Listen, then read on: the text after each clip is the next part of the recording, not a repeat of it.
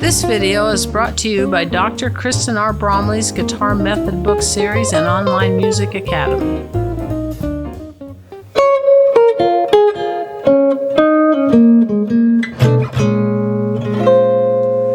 Hi, I'm Dr. Kristen Bromley. Welcome to my online academy. It is a delight to be here with you, helping you with playing the guitar.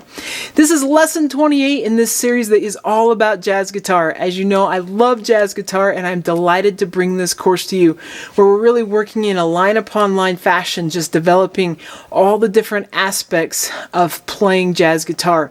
Jazz guitar is so complex, so it really helps to break things down and just work on one new thing at a time. So right now we're working on getting some new jazz language for playing over minor seventh chords. So far with the minor seventh chords, we've played with just the arpeggio notes or just the notes of the chord tones. We have two forms that we're working on so far with that. We've got one form with the root off the sixth string and one form with the root off the fifth string. I've got these up here on the board as a review for that, and so you'll see the square around the notes that are the root, and then the other black dots are the other notes of that arpeggio. So if you need to review that, it's up there on the board, just playing through it here in C minor, and then we've got it in F minor. Same position. So I'm in 8th position when I'm doing that. Now, 2 lessons ago, we looked at adding the 6th, especially as a stepwise motion option between the 5th and the flatted 7th of the chord, which works really nicely. And then in the last lesson, we looked at adding the 9th or the 2nd step of the scale, and we could use that, the 9th, sort of as its own 9th or 2nd, it doesn't matter, they're interchangeable, but using it as a chord tone sitting on it as an arpeggio note above that flatted 7th in place of the root. Or we also looked at it as stepwise motion fashion. So if you haven't seen those lessons, you may want to check them out. In this lesson, we're adding the 4th. Now, I do have the 2nd and the 6th drawn in there as a reminder, but I've got the 4th written in with squares around it so you can find it nice and easy. Once we add the 4th to the minor arpeggio, the minor 7 arpeggio, we actually have the same notes as the minor pentatonic scale. So the root, the flat 3rd, the 4th, the 5th, and the flatted 7th. So that may actually be fairly easy for you if you're already familiar with that minor pentatonic scale. I'm going to put my index finger at the 8th fret of the 6th string and play through that. I'm going to leave the 2nd and the 6th off, just play the 4th added with that minor 7th arpeggio, which then gives us that minor pentatonic. So I've got 8th fret, index finger, I'm in the key of C minor here, and I've got 1, 4 with my fingers, so frets 8 and 11, and then 8 and 10 on the frets, 8 and 10, 8 and 10, 8 and 11, 8 and 11, and I could come back down. This could very well be a very familiar shape if you've done any improvising with the minor pentatonic scale. I'll play it without talking. So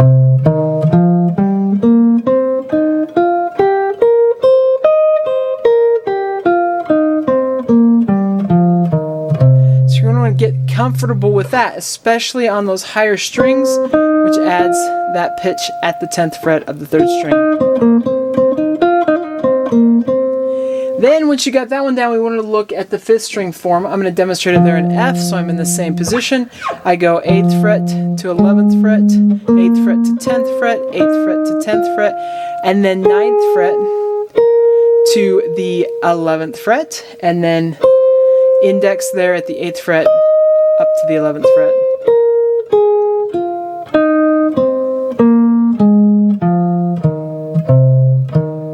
We know that whatever we can do on the top string with those 5th string forms, we can also do on the low 6th string, though we don't usually go improvising very much down there when we're playing melodic solos. But you want to get comfortable with that form. I'll play it without talking.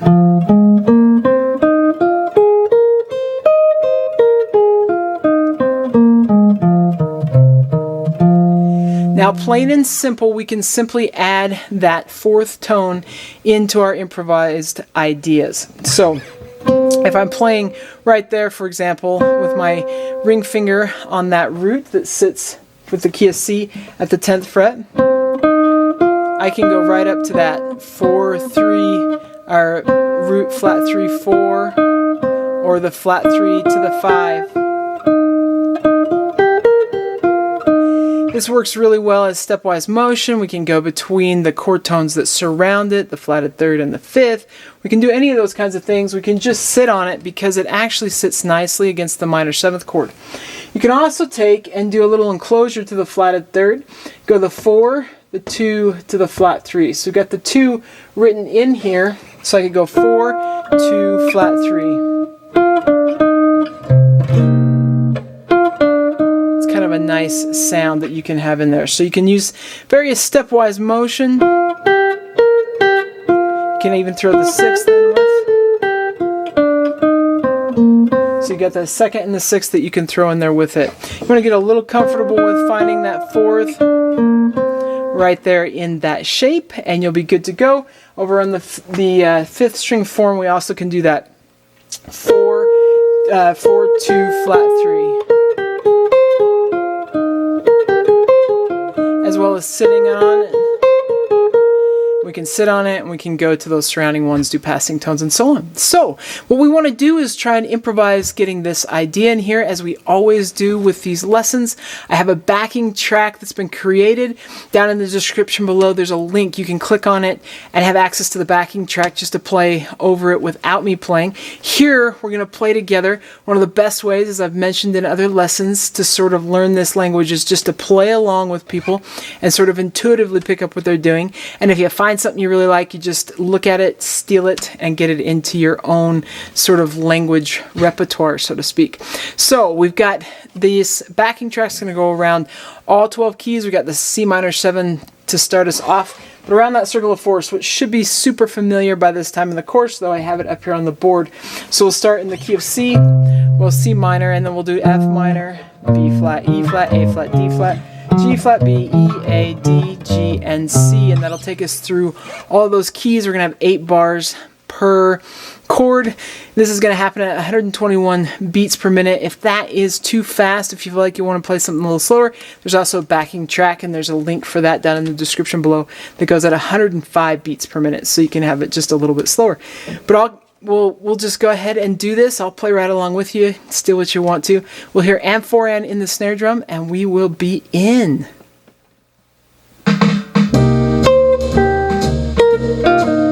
So we're in C minor.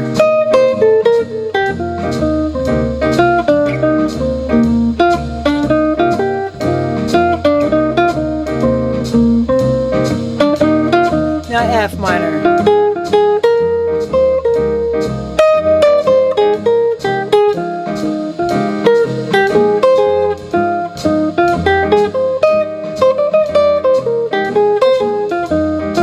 B flat.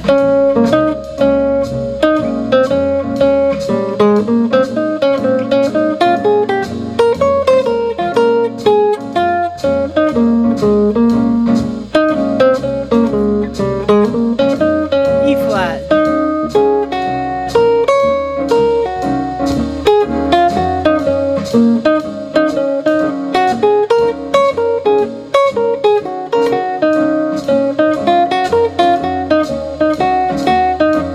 A flat.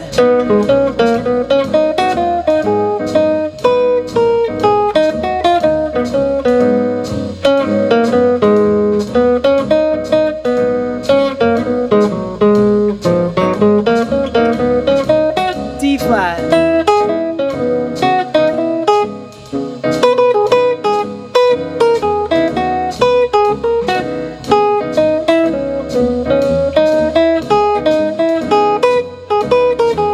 G